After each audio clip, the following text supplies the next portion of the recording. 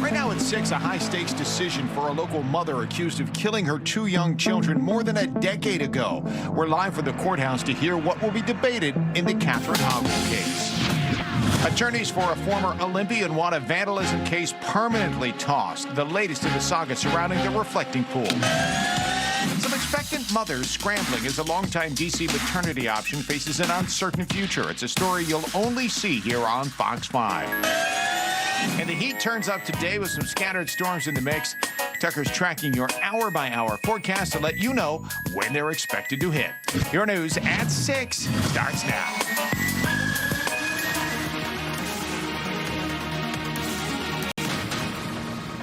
Appreciate you being with us here on this Thursday morning, getting so close to the weekend. And boy, another hot one yesterday, right? It's going to be another hot one Back today into as it. well. Friday Eve, if you will. Good morning, Tucker. Look who's returned. Welcome back, Annie Mae. Oh, thank you for the warm welcome. Yes. Did you miss me? Well, actually, I meant the sun out there. Well, it's not up yet, so what do you... Yes, no, we're happy to have you back. Oh, thanks. Yeah. You were missed. It'll be a great day to go out on a boat. Right? Yeah, it'd be a great day to go out on a boat. Yes. Let's do it. Temps in the 90s later today, and a great day to be down at the beach as well, as that sun is getting up. Not quite up yet, but it should be a beautiful sunrise out there. All right, very warm, very sticky start. 78 degrees in Washington. Low to mid-90s by late afternoon. We'll have a couple scattered thunderstorms out there late this afternoon. Yesterday, of course, at this time, we had rain showers across the area. This morning, much quieter start. And again, any storm activity will be widely scattered late this afternoon, but about 93 late today. Annie Mae? All right, thanks, Tuck. Taking a look here, 6 o'clock Thursday morning commute. Overview-wise, that's what it looks like. You can see a bunch of green, but one area we're looking at a little bit of a slowdown is in Woodbridge. If you're headed northbound 95, a multi-vehicle crash at Prince William Parkway is what you're looking at. Right lane and both shoulders are blocked. Again, 22 minutes in delays if you're traveling from 234. Back to you. Katherine Hoggle, the Montgomery County mother accused of killing her 2 young children back in 2014, is expected in court this morning. Stephanie Ramirez outside that courthouse in Rockville this morning as the saga continues now more than a decade in, Steph. Yeah, Steve, Marissa. So later today, a Montgomery County judge is expected to decide whether Katherine Hoggle's attorney can pursue a not criminally responsible defense. And this is now as she once again faces murder charges for her 2 children, Sarah and Jacob Hoggle. Now, Sarah would be 15 years old. Jacob, he would be 14 years old today. No one has seen the 2 since they were last in their mother's care back in 2014, when the children were then 2 and 3 years old. Police and prosecutors believe the children were killed by their mother. This case going back and forth now, as Steve, you mentioned, for more than a decade. This not criminally responsible plea, this is essentially Maryland's version of an insanity defense. Now, Hoggle was found mentally competent to stand trial last year, and court records are showing that there is a trial date now set for October 19th of this year. There's a lot more to this case and how we got here. I'll be going through that in the next hours. Guys, I'll send it back to you for now. D.C. police investigating a deadly shooting in Northwest D.C. where a man was found shot inside of a home last night on 41st Street in Glover Park. He was pronounced dead at the scene. No word on any suspects or motive at this time. Critics of Maryland's new juvenile justice reform say the suspects in a deadly crash in Germantown will likely get a pass because of their ages. The crash involved 7 young children in a stolen car at the intersection of Clapper Road and Great Seneca Highway. We covered this as breaking news. 58-year-old Vance Payne was killed. The father of 5 from Berryville, Virginia, was headed to work when police say a stolen Kia Optima slammed right into his vehicle. Police say 4 girls and 3 boys ages 12 to 15 were in that stolen car.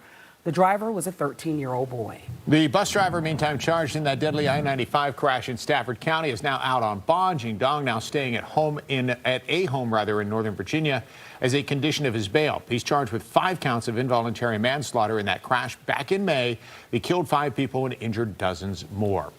NTSB is investigating that safety incident involving Marine One and a commercial airliner at Reagan National Airport. The New York Times reports Marine One came within less than a mile of a passenger jet above Washington Tuesday afternoon.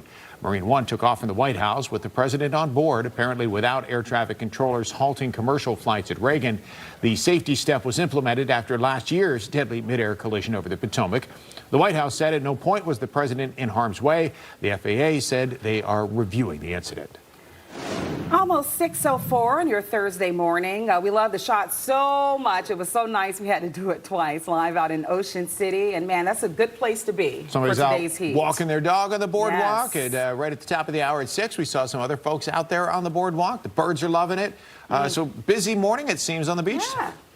Seems like you guys are going to be busy having to banter back and forth because contractually I don't start till 5. You still so got like 45 seconds. Well, let's be very clear. That was we can all sit in silence. We can all tap dance around here. Just You know that. admire you and you know, adore SpaceX, they land that rocket like right there, right on the pad, right on time. Well, not in the guys news of the last 24 hours. Didn't go so well. All right, let's do the forecast. Yes, so nice funny. morning in that it's not raining, but it's going to become hot and humid in a hurry. We will be in the 90s later this afternoon and a heat index up near 100. So take it as a hot summer day on the way here. Make sure if you're working outside today that you're giving yourself plenty of water and the rest of it here. Because we're going to have an extended period here, starting this afternoon in the 90s and then the next several days in the 90s. All right, beautiful morning down at the beach. Let's just watch the waves for a moment, shouldn't we? Did you ever get any responses on people finding things, metals? You know what? I didn't get any responses. Okay. Yes, if you have a metal detector and you've been out on the beach, let us know what you've discovered. We're still waiting to find out what kind of Waiting on treasures the are out line. there. I'm trying to figure out my next stage of my career. 78 in Washington this morning, 76 Dallas. Again, let's go 93 for today's daytime high. And a lot of humidity out there. Our humidity, our dew points are going to be running in the low 70s later this afternoon. So it's going to be a very sticky day. Okay, satellite radar's quiet. Will there be a thunderstorm later this afternoon? Yes, there'll be a couple that will develop, but they'll be widely scattered. Nothing terribly well organized. But, you know, the usual time frame here, 4 to about 8 p.m. would be a threat for some scattered thunderstorms. I think best chances will be north and west of town later today. But anybody could see a storm pop up this afternoon. 93 degrees. More of the same tomorrow. Hot weekend. We'll look at the weekend forecast, and I'll let you know when we get some relief from this heat coming up. All right, before I toss it to Annie Mae, don't forget about the Fox Local app, and you get the latest news, weather, traffic, get it all right there. All our headline stories, and of course, great weather and radar there. QR code is on your right, and it's absolutely free. Make sure you download it too. Fan club. We've been doing all kinds of getting back to school. Anyway, that's right. Wanda in Washington, D.C., Amelia and Maddie, first day of school, 3rd grade and 5th grade. Oh my gosh, so cute. Big smiles on their face. We're already at back to school. Yesterday was Culpeper, and I guess parts of D.C. were off to school gosh. there. Wanda, we love your picture. Super cuteness, the two of you. I hope it's a great 5th grade and 3rd grade. I remember both like it was yesterday. Yeah, here you go. John and Culpeper, first day in kindergarten for Bugga. Aw, it's so adorable. Oh, that's too cute. Adorable. All right, all you guys, have a great first day of school. Dang, August 6th. August 6th is crazy to go back to school. I don't remember when I went back to school, though. I feel like it was September. It was no? September for me, for sure. I was Fairfax County Public Schools, though. Yeah. Shout out Spring Hill Elementary School. We love you. We'll take a look here, 6:07. This is in Woodbridge, 95 in the northbound direction. Main lane's looking at a multi-vehicle crash here at Prince William Parkway. Right lane and both shoulders are going to be blocked if you are traveling through that area. 24 minutes in delays from Virginia 234. You can see exactly what it looks like there on the scene. Just keep in mind using caution there, as well as here 95 in the southbound direction through Woodbridge. This is a tractor trailer incident before Prince William Parkway. Right lane and shoulder are blocked there. Again, you can see some emergency vehicles on the scene, so you'll definitely slow down as you're passing that. Delays from 123 have you sitting for about 12 minutes. Finally, looking here, Virginia 28 northbound Centerville. That's a crash before Westfields Boulevard. Move to the right shoulder. Should be about 4 minutes to get through for 3 miles. Not too bad. We're keeping an eye on that, and we'll keep you updated, of course, in the next 10 minutes as well. Marissa. All right, Annie Mae, thank you. Vandalism charges have been dropped against a former U.S. Olympian, but the legal drama continues. David Hearn's attorneys may be fighting back with a lawsuit, while D.C.'s U.S. Attorney Jeanine Pirro may be fighting for her job after publicly contradicting the president. Let's get to Mel this morning. She's near the reflecting pool to explain. Morning, Mel. Hey, good morning. As the sun comes up here over the reflecting pool, you can see that much of the water has been drained. It's now surrounded by fencing as take 2 of the reflecting pool repairs are underway. But what played out here on June 19th, when Park Service workers were in the pool trying to clear out that algae bloom, is still causing problems for everyone involved in this. President Trump has said publicly he is not happy with U.S. Attorney Jeanine Pirro's decision to drop brought vandalism charges against David Hearn, and especially with Piro's public court filing contradicting Trump's assertions. But acting Attorney General Todd Blanche came to Piro's defense. I don't want the message to be because President Trump expressed appropriate frustration at the damage done to the reflecting pool, that Judge Piro is not, and not only Judge Piro, her prosecutors are not working every day to combat violent crime and to make this city safe. Now, Piro's motion to dismiss says newly produced evidence showed former Olympian David Hearn was not responsible for the damage to the reflecting pool's lining, but that it was instead shoddy repair work. However, the charges were dismissed without prejudice, meaning the government could try to re-indict in the future.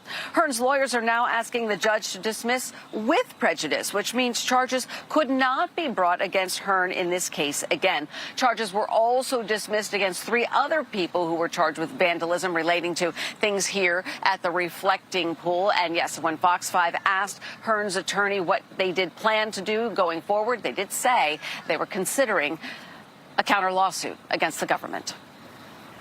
Dr. Anthony Fauci could face a contempt vote today after invoking his Fifth Amendment rights more than 100 times during a Senate hearing last week. Republican Senator Rand Paul is leading the effort, arguing Fauci's pardon from President Biden left him ineligible for those protections. New gun laws in Montgomery County facing potential legal battles, and the problems all stem from places of worship. We'll have the Fox 5 exclusive. And a major shift could be coming to local law enforcement, how it's set to impact cooperation between the Loudoun County Sheriff's Office and ICE.